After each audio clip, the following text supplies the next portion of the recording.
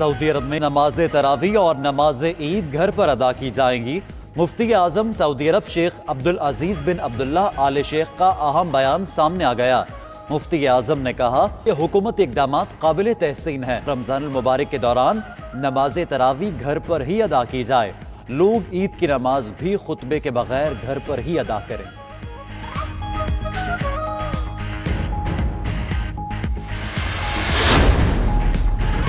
हुकूमत की रमज़ानुल मुबारक में नमाज तरावी के मुतालिक मुतफ़िका लाए अमल के लिए कोशिशें। सदर आरिफ अलवी आज उलमा कराम के साथ मुशावरती इजलास करेंगे। वफाकी वज़ीर नूरुल हक कादरी ने भी वज़ीर आज़म से मुशावरत की। उधर मुख्तलिफ मुकातबे फ़िक्र के उलमा और मशाइख ने आज इजलास के लिए तजावीज़ और मुतालबात मुरतब कर लिए। ईद का नहीं सोच रहे, अभी तरावी की बात हो रही है। मुफ्ती रागिब नईमी की प्रोग्राम 92@8 में गुफ्तगू।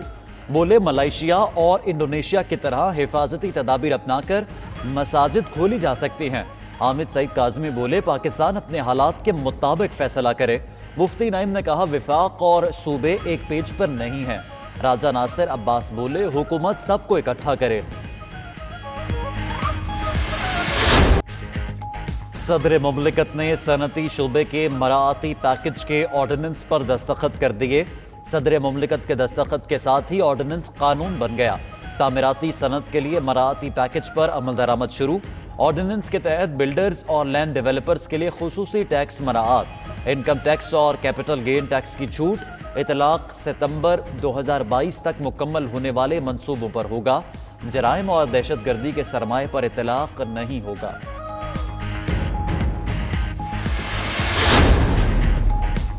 तामीराती सनत के मराती पैकेज के ऑर्डिनेंस से मुल्क में मुआशी सरगर्मियों को फ़रोग़ मिलेगा। फिरदौस आशिक़वान कहती हैं कि गरीब मजदूर और अक्सरियत आवाम को रोज़गार के मौक़े मुयस्सर आएंगे। तामीराती शोबे से वाबस्ता दीगर कारोबारी शोबाजात को नई जिंदगी मिलेगी। सीमेंट और स्टील के अलावा तमाम मटीरियल पर कोई विद होल्डिंग टैक्स नहीं होगा।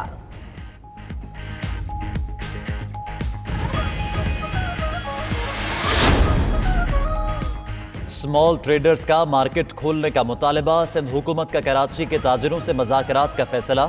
वज़ीर आला मुराद अली शाह का आज ताजरों के नुमाइंदा वफ़द से मुलाकात करेंगे। सिंध हुकूमत ताजरों के साथ मुज़ाकरात में मुख्तलिफ तजावीज़ का जायजा लेगी। सिंध हुकूमत फौरी तौर पर मार्केटें ना खोलने की हामी है।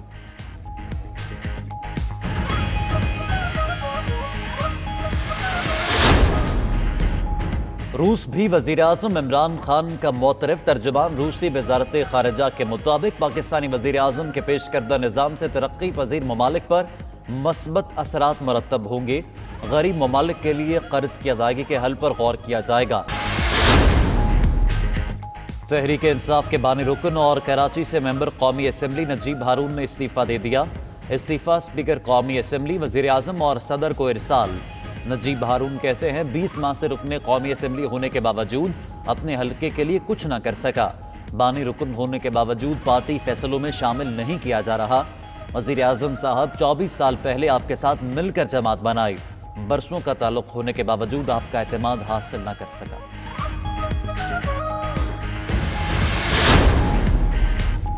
मुल्क के मुख्तलिफ इलाकों में बादलों के डेरे। लाहौर, फैसलाबाद, गुजरांवाला, सरगोदा, मुल्तान में मूसलाधार बारिश।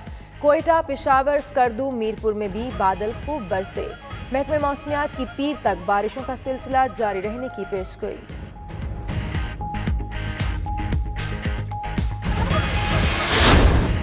और खाना काबा में रूह परवर मनाजर। हजर अस्वद की सफाई का काम मुकम्मल। गुज़िश्ता एक सदी से ये एजाज़ रखने वाले ख़ानदान के चश्मो चिराग बदरुल सालिग ने सफाई का अमल सरअंजाम दिया।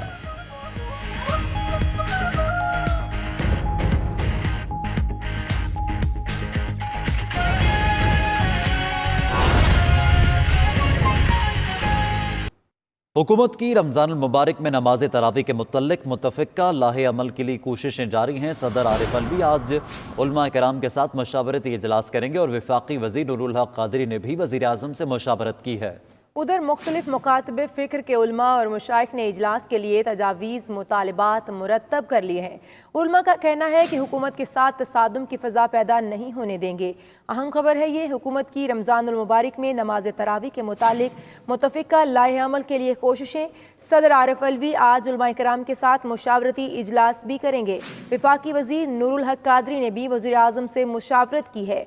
उधर मुख्तलिफ मुकातबे फ़िक्र के उलमा और मशाइख ने इजलास के लिए तजावीज़ और मुतालिबात मुरतब कर लिए हैं। उलमा का कहना है कि हुकूमत के साथ तसादुम की फ़ज़ा पैदा नहीं होने देंगे। वफाकी काबीना ने तामीराती शोबे के लिए ऑर्डिनेंस की मंजूरी दे दी है। ज़राए के मुताबिक ऑर्डिनेंस के तहत बिल्डर्स और लैंड डेवलपर्स को खुसूसी टैक्स मराद दी जाएंगी। तामीराती मंसूबों में सरमायाकारी पर ज़राए आमदन नहीं पूछे जाएंगे। इनकम टैक्स और कैपिटल गेन टैक्स की छूट हासिल होगी। ऑर्डिनेंस का इतलाक जराइम और दहशतगर्दी के सरमाए पर नहीं होगा। इसी हवाले से मज़ीद तफसीलात जानते हैं अपने नुमाइंदा फ़हीम अख्तर से। फ़हीम अख्तर, ऑर्डिनेंस का इतलाक किन किन पर नहीं होगा और किन इलाकों में अव्वलीन तरजीह पर होगा? देखिए, वफाकी हुकूमत ने ये फैसला किया था कि पाकिस्तान में जो कंस्ट्रक्शन इंडस्ट्री है उसको जो है वो एक पैकेज भी दिया जाएगा और उसकी जो बहाली है वो करनी है। तो इस हवाले से अब से कुछ देर पहले वफाकी काबीना ने कंस्ट्रक्शन इंडस्ट्री के लिए ऑर्डिनेंस की मंजूरी जो है वो दे दी है। असम्बली सर्कुलेशन के जरिए इसकी मंजूरी ली गई है और अब ये ऑर्डिनेंस सदर मुमलिकत को भिजवा दिया गया है। अब उनकी मंजूरी के बाद इसका इतलाक जो है वो हो जाएगा। इस ऑर्डिनेंस के तहत बिल्डर्स और लैंड डेवलपर्स को खुसूसी टैक्स राहत दी जाएंगी और तामीराती मनसूबे में जो सरमायाकारी होगी उसका ज़राए आमदन नहीं पूछी जाएगी और ये सरमाया जो बिल्डर्स और लैंड डेवलपर्स हैं ये 31 दिसंबर तक बैंक अकाउंट्स में जमा करा सकते हैं और बिल्डर्स और डेवलपर्स जो हैं इस सरमाए को बैंक अकाउंट से निकालने के मजाज होंगे, जबकि बिल्डर्स और लैंड डेवलपर्स इस सरमाए को 30 सितंबर 2022 तक क्रॉस टैक्स के जरिए भी इस्तेमाल कर सकते हैं। ऑर्डिनेंस के तहत बिल्डर्स और लैंड डेवलपर्स को इनकम टैक्स और कैपिटल गेन टैक्स की छूट होगी, जबकि इसका जो इतलाक होगा इस ऑर्डिनेंस का पब्लिक ऑफिस होल्डर्स और बेनामी अदारों पर नहीं होगा, जबकि जराइम और दहशतगर्दी के जो सरमाया होगा उसका उस पर भी इतलाक नहीं होगा और ये ऑर्डिनेंस सितंबर 2022 तक मुकम्मल होने वाले मंसूबों पर होगा। जो वज़ीर आज़म ऑफिस की जानिब से ऐलान जारी किया गया है उसके मुताबिक बिल्डर्स और लैंड डेवलपर्स को रिटर्न और वेल्थ स्टेटमेंट की को 60 रोज में रद्द-बदल करने की छूट होगी, जबकि बिल्डर्स और लैंड डेवलपर्स को सीमेंट और सरिये के अलावा दीगर सामान पर विद होल्डिंग टैक्स की भी छूट होगी। इसके साथ साथ कंस्ट्रक्शन सेक्टर को इंडस्ट्री का दर्जा मिलेगा। टैक्स स्कीम जो है वो मुतारिफ होगी। नया पाकिस्तान हाउसिंग स्कीम जो तो वफाकी हुकूमत का मंसूबा है उसमें भी सरमायाकारी पर 90% टैक्स की छूट होगी। घर फरोख्त करने पर भी कैपिटल गेन टैक्स लागू नहीं होगा, जबकि construction industry development. Faheem Akhtar हमारे साथ ही मौजूद रहिए। ब्यूरो चीफ इस्लामाबाद सुहेल इकबाल भट्टी भी हमारे साथ मौजूद हैं, उनसे भी जान लेते हैं। सुहेल इकबाल भट्टी, मईशत की बहाली के लिए वफाक का एक बड़ा कदम है ये, आप क्या बताएंगे इस बारे में? जी बिल्कुल, ये बहुत बड़ा इक़दाम है मुल्क की मौशियत के लिए बिलखसूस, जो कि इस वक्त पाकिस्तान की मौशियत कोरोना वायरस के नतीजे में बुरी तरह से मुतासर हुई थी। मौशी सरगर्मियाँ रुक चुकी थी और वफाकी हुकूमत ने आवाम को दरपेश मसाइल को मद्देनजर रखते हुए ये फैसला किया कि लोगों को रोजगार के मौके कैसे फराहम किए जा सकते हैं, कौन सी ऐसी सनत है जो लोगों की मुश्किलात में कमी का बाइस बन सकती है। तो एक ऐसा सेक्टर है जिसके अंदर अरबों डॉलर्स की न सिर्फ इन्वेस्टमेंट हो सकती है बल्कि मुख्तलिफ जो इससे जुड़ी हुई 25 सनतें हैं उनका पहिया भी चलेगा। तो जिसके नतीजे में जो बेरोजगारी मुतवक्के है कोरोना वायरस की तबाहकारियों के नतीजे में उसमें खातिर खा कमी आ सकती है, जिसके नतीजे में हुकूमत ने यह फैसला किया कि हमें जो मौजूदा सख्त कवानीन है जो कि FATF की रोशनी में तैयार किए गए थे मौजूदा हुकूमत ने ही, जिसकी वजह से रियल स्टेट का सेक्टर गुज़श्ता 1.5 सालों में बुरी तरह से मुतासर हुआ था, सेल परचेज कम हुई थी, तमीराती सनत मुतासर हुई थी।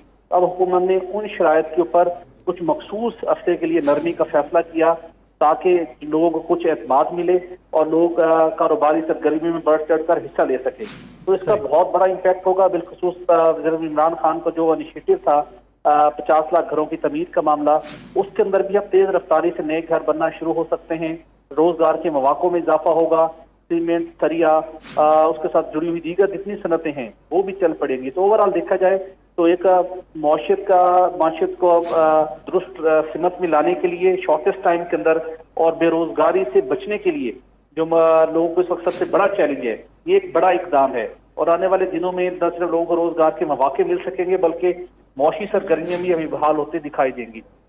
सुहेल इकबाल भट्टी साथ ही रहेगा, हमें यहाँ पे ज्वाइन किया है साबिक चेयरमैन आबाद आरिफ जीवा साहब ने। आरिफ साहब, बहुत शुक्रिया आपके वक्त का। आरिफ साहब, क्या कहेंगे कि जब कोरोना वायरस की वजह से दुनिया भर की जो स्टॉक एक्सचेंज हैं वो क्रैश हो रही हैं, तो ऐसी सूरत हाल में इस ऑर्डिनेंस का आना पाकिस्तानी मईशत को किस हद तक संभाला दे सकता है? हम समझते हैं कि इंशाल्लाह ये जो है वो पाकिस्तान की कंस्ट्रक्शन इंडस्ट्री नहीं बल्कि तमाम इंडस्ट्री के लिए जो एक संग मील साबित होगा और इससे जो है वो रोजगार के मौके पैदा होंगे।